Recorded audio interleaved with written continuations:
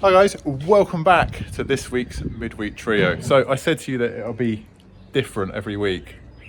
Let's follow on from that MOT video we did not long ago where you all got involved in the discussion of MOT exemption. Should it be allowed? Should it not? This is my friend's Volvo 244 DL that he's bought.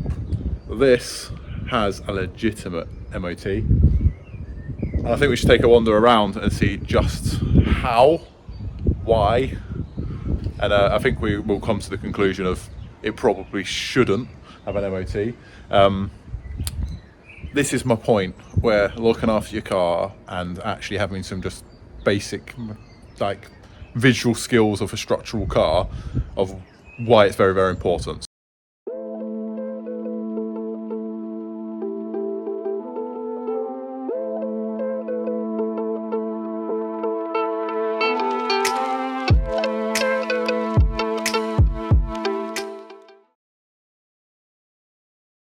Hi guys, welcome back to the channel. Today's, well, end of an era really. Yeah, going to start stripping all the parts off the Rustburg. So yeah, join me on this adventure and I'll explain why during the process. As many of you know, the Rustburg got its name from the actual condition of the vehicle when I purchased it. So, to give you an example, you can see just how bad the car is. And that's just the front really.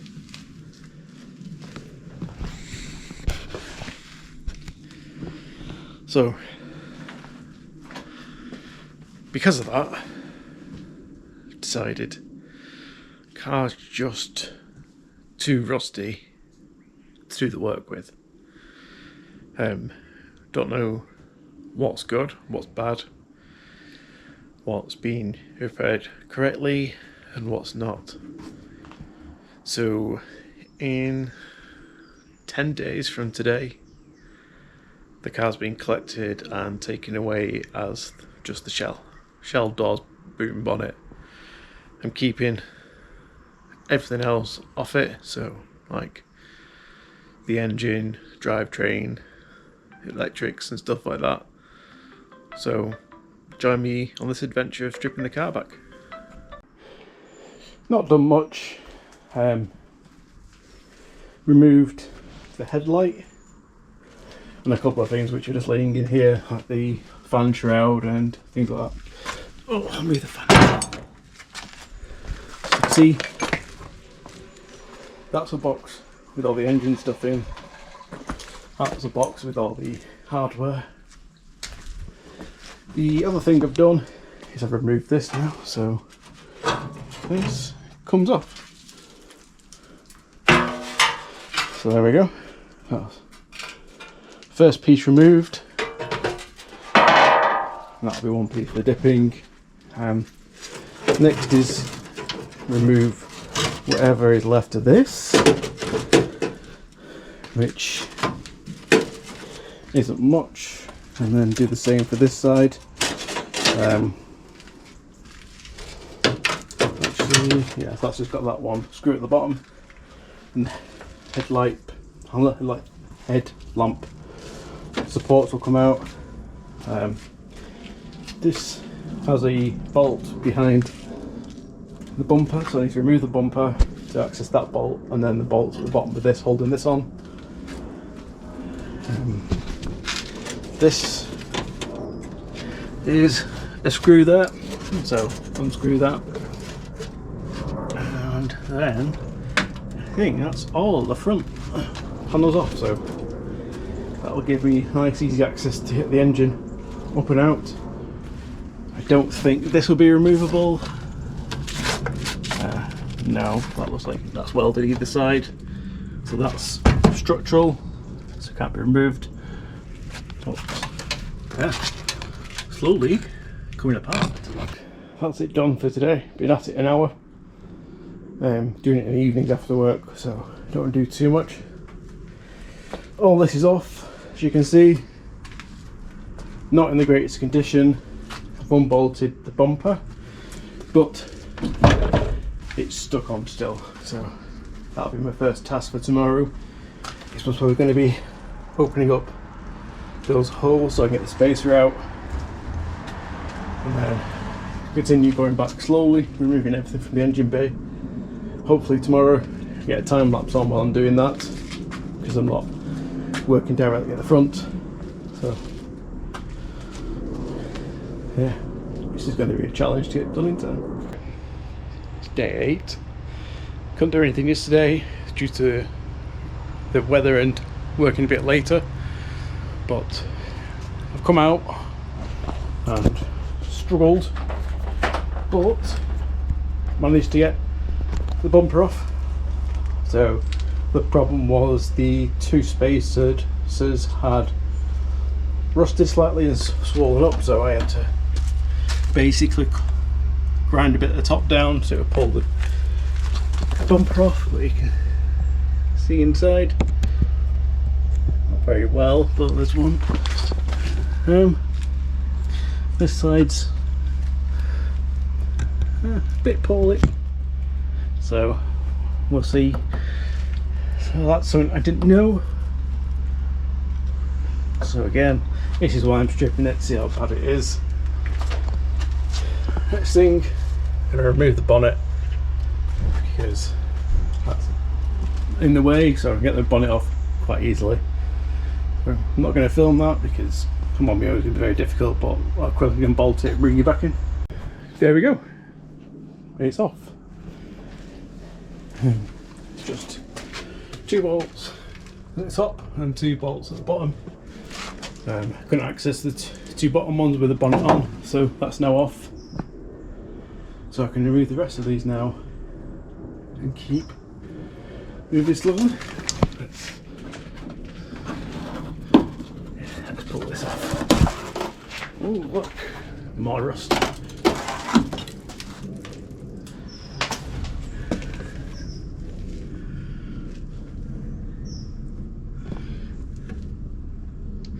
Yeah, it looks fine to me. Right, this is where I'm going to leave it for tonight. I didn't film any of this because I had no idea how to do it to begin with, but took all the chrome trim off around the door. It's easy but not. You've just got to take it slow and pry it off. So I'll show it on this door instead. So you pry off this piece first, and that just pops off. Next, you remove the window. I'll show you that when I remove this glass. Once the window's out, pull out all the window seal. Then this here, if I can get it off the camera, you can see, not very well, but it folds over around there. So that's the outer edge. The inner edge folds around here. So it just folds behind the door frame. So if we come here, it butts up against this part of the door frame. So you've got to slowly pry that edge out around, and then the entire piece will come off. This one's the hardest bit that I found, mainly because it's got a curve on it, so it's got tension around here. But got to the top, did half of this to about here, then worked across the top, and then it just sprung off eventually. So that's off now. Both hinges are off completely. The main reason for starting on the door is the rest of the stuff in the engine bay is bolted in through the bulkhead on that side. So if I get the door off and things like that, that's the easiest step to continue stripping the engine bay, because the likes of the servo bolts in the back, the accelerator cable, the bonnet cable, and then you've got that blanking plate there, that's on bolted in the bulkhead side. Same with this blanking plate is on the bulkhead side, all bolted in, so they'll all come out. Wiper is there's a nut on the other side of the wiper which attaches to the mechanism, so you need to undo that first before you can get any of the wipers off. But yeah, it's going to be a tough job to get it all done for the collection, but just got to keep at it now. So I'll see you all tomorrow. Hi guys. Well, I had to stop filming because we're running out of time to get everything done, but it's done. So everything's off it, all the doors, the wings, got boxes of stuff from one side, the axles out from underneath it. Mark's just reminded me that I've still got to take the, what have I got left on that side? Right, take 2 of that one. So for some reason the GoPro's saying it's got no battery when it does.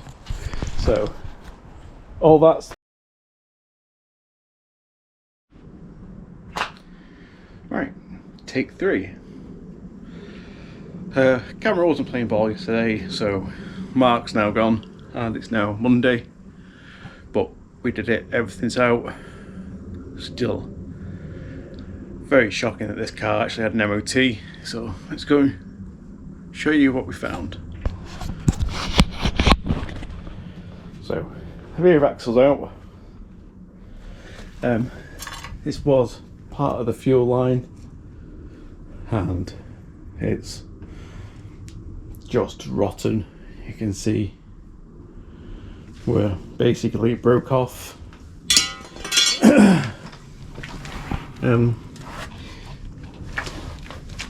The trailing arm bushes completely gone. Same as trailing arms are weak as well. The rest of this looks alright. Had new brake lines at some point, but you can see this trailing arm's just as bad. The other thing to note is when I took the prop shaft off, there's only 3 bolts holding it on. So I'm not sure where the 4th one went. Here's the gearbox out. Going inside the car. Not much more than we know, but like the doors are off. That's where I started last year repairing. So it'd be good to see how that all cleans up. Got all this around here. New hole found here. You can see that there, as well as up here. That's through to the outside, so that's the pillar that goes through to the wing and the engine bay. That, hopefully you can see it alright. It is getting dark. It is the state of the floor, and then there's an old patch on the top, which to be fair, that wouldn't have been seen in an MOT, but that one would have done if you touched it at all. It's just all the way through there. You can see that hole from the outside, and you can see just how far it goes, and it looks like it's cracked all the way up here to the shock mount. And then moving around to the front, the engine bay, the engine's out there. I'm going to sort that out, but yeah, you see things like that, all this is going to be a problem. Because, yeah, well, that's to the rust and everything. And then this is the front panels. So, showed you. Right, that's all gone there. Yeah, see what happens when it gets collected, and go from there, really.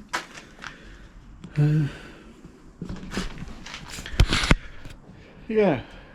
It's been an interesting discovery of stripping it down. One, it's actually really easy to do on these. They're very simple mechanically. And you just like just nuts and bolts. I think I only had to cut 1 or 2 off, which were seized solid, but all the rest just came undone, no problem. Didn't really need to look into the manual because it's just that simple. It's designed really intuitively, so yeah. I'm now going to finish cleaning up, move the engine from in front of the car, and yeah, so I guess join us next time and see what happens, because honestly, once it's collected, I don't know. So yeah, thanks for watching.